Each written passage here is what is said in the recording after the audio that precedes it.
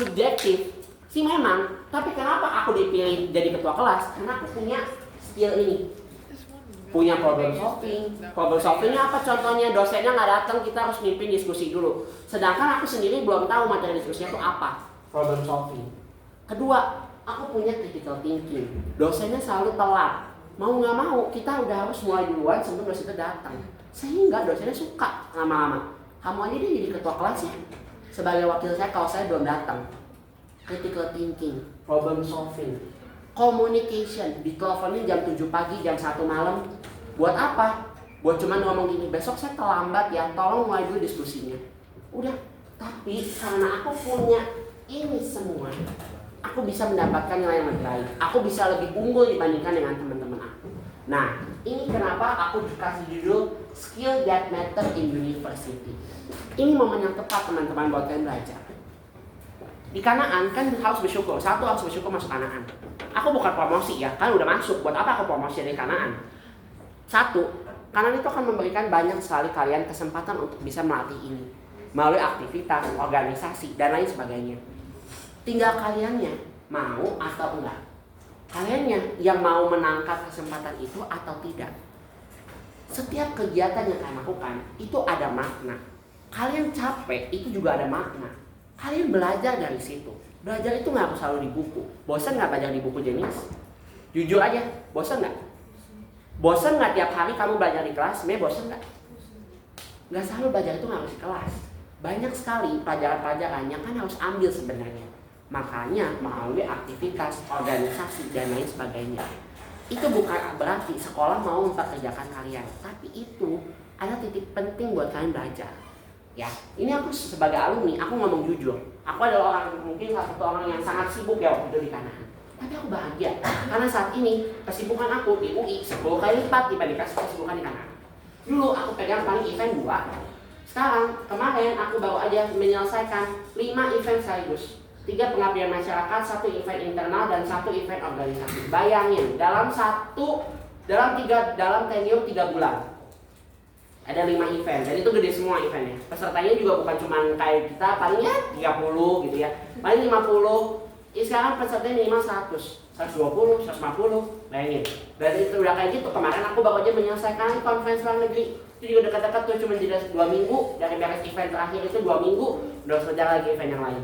Tapi karena aku udah terbiasa, aku punya ini, skill ini, easy gitu ya. Dan tau gak sih kan itu pengabdian masyarakat atau program-program event kalau di UI itu dinilai buat nilai kalian. Jadi kalau nggak maksimal, ya udah tenor B, langsung keluarnya B. Ya udah gitu. Nah makanya kenapa ini penting ya? Kalian harus bisa latih ini sebelum kalian masuk universitas, supaya di universitas kalian lebih gampang untuk bisa survive dan adapt. Oke? Ini aku lewat ya. Oh ya, kemudian kan juga harus bikin dari sekarang portofolio. Kenapa sih ini penting? Jujur, aku adalah orang yang gak punya portofolio. Dan aku sedih. Karena waktu itu, aku begitu masuk, aku tuh langsung ditawarin jadi salah satu PO atau project officer gitu ya. Atau ketua event. Dan diminta bikin CV. Ternyata ya, teman-teman aku, mereka udah punya CV yang topnya ya, gongnya, teman aku 13 lembar CV-nya.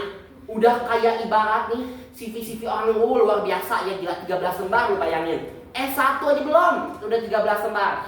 Bayangin aja ya, itu luar biasa sekali memang teman aku. Nah, inilah kalian harus punya. Portofolio ini sangat penting.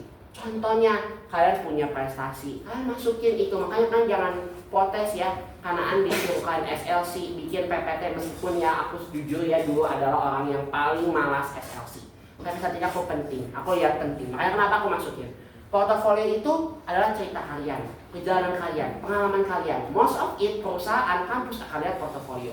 Apalagi di sini ada yang masih apply buat beasiswa, angkat tangan. Ada yang masih apply buat beasiswa. Nah, siapin portofolio kalian terbaik. Intan, kamu juga ya, ML pasti ada, motivation letter.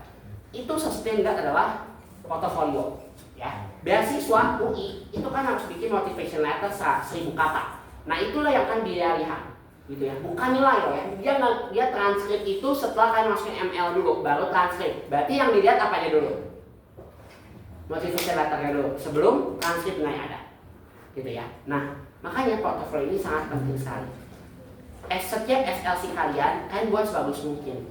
Setiap kalian dibuat sebaik mungkin supaya kan punya portofolio untuk bisa kalian kirimkan ke perusahaan, bisa kalian kirimkan ke universitas nanti. Kalau bisa memang kompal jadi satu SMP, SMA, universitas nanti kan punya prestasi, punya kegiatan kan masukin ke situ. Memang nanti mungkin kan harus rangkum jadi ini CV singkat. Tapi ya CV juga kalau kalian nggak ingat gimana kamu nulis CV. Makanya portofolio ini sangat penting. Nah, terakhir aku mau bilang ke kalian, kadang kita itu harus bukan cuma punya motivasi yang tinggi. Ya, disiplin dan motivasi itu harus tinggi. Kita hidup harus ada motivasi. Kalau nggak ada motivasi kayak mayat hidup. Jujur aja ya. Ada teman aku nih di kedokteran yang datang pagi begini. Duduk ya, bengong aja. Udah gitu dia pulang. Terus kita besok datang lagi gitu lagi, bengong lagi. Duduk ya paling depan sih memang. Ya, duduk paling depan. Dia hidup kayak nggak punya motivasi. Salah sih kalau kita nggak punya motivasi.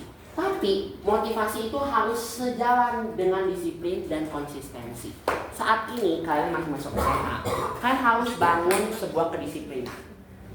5 kebiasaan, berapa ibu? 5 atau 7? 7 kebiasaan Indonesia hebat. Kalian coba lakukan dengan disiplin. Gak ada yang tahu kan kalau di SMP ada buku jurnal, SMA ada nggak buku jurnal itu 7 kebiasaan Indonesia hebat ya? Kalau Acel itu ada. Jujur ya, si Acel kadang-kadang gini, Mami aku lupa kemarin misalnya ini, bohong aja apa ya aku nulisnya. Aku langsung ngomong, jangan, bohongin diri sendiri buat apa? Kamu ngejar apa di buku itu? Kan gak dinilai. Udah. Buat apa? Tulis yang benar. Itu akibat kamu gak disiplin. Nah, makanya disiplin dan konsistensi. Kalian nanti yang mau nyalonin jadi ketua OSIS, wakil ketua OSIS, try to konsisten dengan organisasi kalian. Kalian yang nggak punya organisasi, kalian ikut ekskul, pasti kan harus milih ekskul. Konsisten dengan ekskul kalian. Jangan bolong-bolong ekskulnya, jangan belang bentong ekskulnya, karena itu akan membentuk kalian sampai universitas nanti. Jadi motivasi itu jarang bertahan lama. Ada momen di mana motivasi itu pasti jatuh. Tapi ketika motivasi jatuh, kalian punya disiplin dan konsisten, kalian masih bisa bertahan. Nah, itu yang kita perlukan di universitas. Jujur, kalau motivasi sekarang buat kuliah, kayaknya aku udah tinggal 40% dari 100%. Tapi aku punya disiplin dan aku harus konsisten. Dan ya aku sekarang udah mencoba untuk konsisten aja lah dengan pola aku sekarang saat ini. Itu yang masih bisa bikin aku bertahan. Saat ini udah ada teman aku 2 yang pindah jurusan. Ya, sejauh ini. Karena dia udah hilang motivasi. Dia bilang, aku gak nemuin passion aku di kedokteran. Karena mungkin satunya motivasinya hilang. Tapi kalau kita punya disiplin, kita punya konsistensi, kita mikirin orang tua kita seperti apa, aku percaya gak akan pindah jurusan. Dan ingat, pemilihan jurusan di awal yang tadi aku jelasin panjang lebar, kalian coba pertimbangkan lagi pulang dari ini. Benar gak sih aku firm yakin pilih A? Sampaikan nanti bisa ke Bu Lina atau ke sekarang siswaannya siapa ya Bu? Pak Oki, sampaikan ke Pak Oki. Pak Oki mah enak lagi orangnya juga diajak ngobrol ya. Tak ngobrol ke Pak Oki, kira-kira sesuai gak Pak Oki? Ada saran kampus ya? Beasiswanya apa? Aku mau ngejar dari sekarang. Aku mau mempersiapkan. Mungkin itu aja ya kalau dari aku gitu ya. Oke, satu lagi lah ya. Kalau kalian di sini mau ngejar gitu ya, kampus negeri gak ada salah. Tapi kalian harus selalu always punya plan B, ya. Nah, gitu ya. Kan harus selalu menerapkan strategi banyak pintu. Kalian jangan cuma lihat pintu kalian yang tertutup. Ini amit-amit ya teman-teman semua. Kalau kan nggak masuk SNBP, pintu kalian tertutup di SNBP, kalian masih punya 1000 pintu ke belakang. Kalian masih punya SNBP, mandiri, swasta dan lain sebagainya. Sekarang perusahaan itu nggak ngelihat kok dari universitas apa, jurusan apa, tapi yang dilihat itu kan skillnya, ya, kalian portofolionya yang dilihat. Nah, kalau saat ini kalian punya SNBP, kalian maksud mempersiapkan buat SNBP, jangan lupa ke belakangnya juga harus persiapkan. SNBP-nya juga dipersiapkan, mandirinya dipersiapkan. Pada belum SNBP, ini ada swasta yang harus kalian siapkan. Jadi kayak Intan itu adalah salah satu yang baik, punya plan A, plan B gitu ya. Contohnya mungkin siapa? Oscar juga mungkin satu dalam negeri, satu luar negeri. Misalnya contoh ya Taylor misalnya kan. kulinerinya Taylor University Malaysia, itu kan satu contoh ini ya.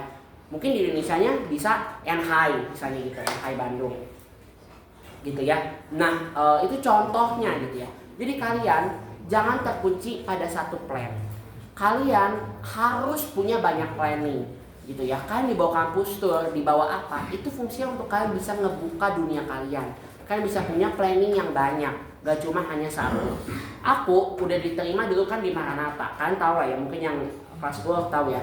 Aku udah diterima di Maranatha. Tapi puji Tuhan aku bisa masuk juga di UI. Jadi aku udah punya planning sebelumnya. Kalau waktu itu aku nggak masuk di UI, ya udah aku udah masuk di Maranatha dan puji Tuhan udah dapat beasiswa yang ya sebenarnya udah paling besar ya Bu Lina ya gitu ya. Ya udah gitu sebenarnya. Nah makanya kan kalau nggak bisa cuma punya satu plan. Contohnya mungkin Matthew itu kan SNBT ya Bu ya. Tes kan ya Matthew itu ya. UTBK nggak sih? Matthew UTBK ya. Bener nggak? Matthew SNBT kan ya. Tertulis kan? Nah lihat Matthew udah nyobain SNBP. Dia tertutup pintu SNBP. Ada SNBT. Lolos nggak dia? Lolos. Nah kembali lagi, kita nggak ada yang tahu opportunities itu datangnya kapan. Nah itu makanya kalian harus punya planning yang cukup, ada beberapa plan gitu ya, supaya kalian bisa mencapai gerbang kesuksesan yang kalian inginkan gitu ya. Jadi jangan terpaku sama satu pintu, tapi harus terpaku sama banyak pintu. Mungkin itu aja kalau dari aku. Sebelumnya sebenarnya ini masih banyak ya slide-nya, tapi nah ini yang terakhir. Aku bukan karena ini sekolah Kristen jadi harus dikristenisasi ya, enggak ya teman-teman. Tapi ini yang aku pegang sampai hari ini. Terkadang kita terlalu bergantung sama dunia. Ini sedikit aja 2 menit. Kadang kita tergantung itu sama dunia. Banyak orang yang selalu mikirnya masa depan itu gimana aku, masa depan itu aku yang pilih. Tapi ada satu sisi, kadang kita nggak bisa memilih harapan kita atau memilih memilih jurusan yang kita inginkan. Itu bukan berarti kita gagal, tapi kadang kita harus pikirkan mungkin itu bukan jalan yang Tuhan inginkan. Nah makanya kenapa kasih setelah nama slide ini itu sebuah jangkar harapan. Di Yeremia 29 ayat 11 dikatakan, sebab ini aku mengetahui rancangan-rancangan yang ada padaku mengenai kamu. Demikianlah firman Tuhan, yaitu rancangan damai sejahtera, bukan rancangan kecelakaan, untuk memberikan kepadamu hari yang penuh harapan. Kadang teman-teman, ini buat kelas 12 khususnya, kalian jangan putus harapan kalau kalian gak terima di SNBP. Kalian jangan putus harapan kalau kalian gak terima di SNBP. Udah coba mandiri, terus udah kayak gitu swastanya juga mungkin kalian gak dapat yang kalian inginkan. Kadang kita nggak tahu rencana Tuhan itu di mana. Dulu mama aku udah dengan sangat yakin, bilang nggak boleh, udah dia Maranatha aja. Bahkan UI aja sama mami aku tuh nggak merestui sebenarnya, karena dia pikir di negeri, dan jujur aja ya, ya ada beberapa faktor lah ya. Nah tapi kadang Tuhan Yesus itu pengen nempatin kita di tempat yang terbaik buat kita. Kalau teman-teman nggak masuk di A, nggak masuk di B, nggak masuk di C, bukan berarti kalian tuh gagal, bukan berarti kan nggak punya masa depan. Tapi mungkin Tuhan Yesus punya rencana yang lain, yang kalian bisa di mana jadi terang. Ingat ya, orang Kristen, orang-orang percaya itu ditugaskan jadi sebuah terang.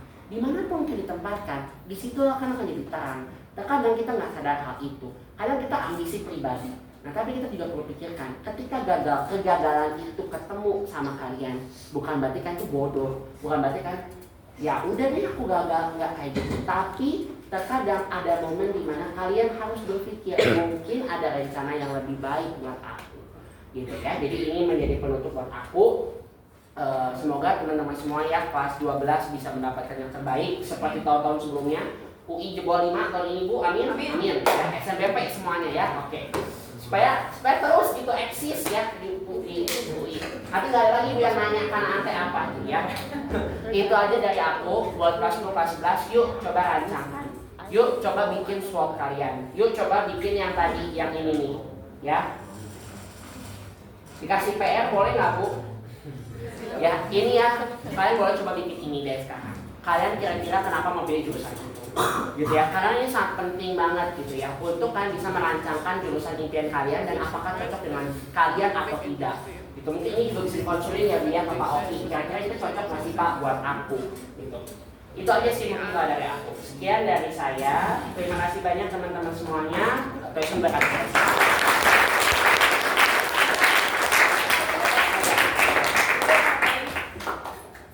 atau ibunya nggak ikut? Gak apa-apa.